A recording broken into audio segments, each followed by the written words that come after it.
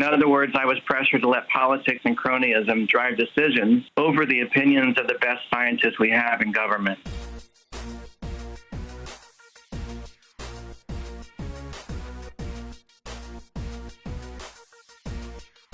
We are still digesting a lengthy and brand new whistleblower complaint from the head of a key vaccine agency, Dr. Rick Bright, who says he was dismissed as retaliation for, among other things, urging caution over hydroxychloroquine. That was that unproven malaria drug that the president publicly touted and pushed from the podium of the White House briefing room for weeks. The new complaint also details potentially explosive allegations that his repeated warnings on coronavirus back at the end of January, when the president was still publicly downplaying the virus, were ignored. His alarm over the threat posed by it, he says, was met with resistance and even opposition from top officials in the Trump administration. Moments ago, Dr. Bright described his experience navigating coronavirus in the Trump administration. Let's listen to a little bit of that.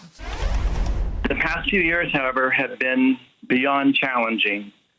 Time after time, I was pressured to ignore or dismiss expert and scientific recommendations, and instead to award lucrative contracts based on political connections. In other words, I was pressured to let politics and cronyism drive decisions over the opinions of the best scientists we have in government. Here's just a brief portion of the new report.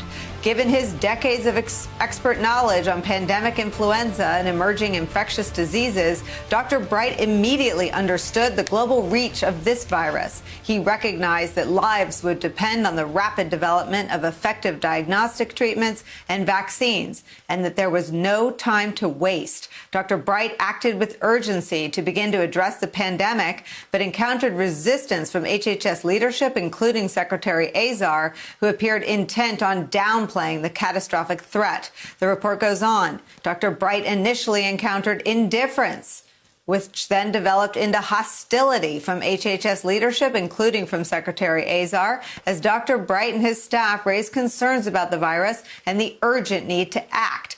Shocking allegations. We're still reading through the lengthy complaint line by line. We're also waiting for a response from the White House and the Department of Health and Human Services.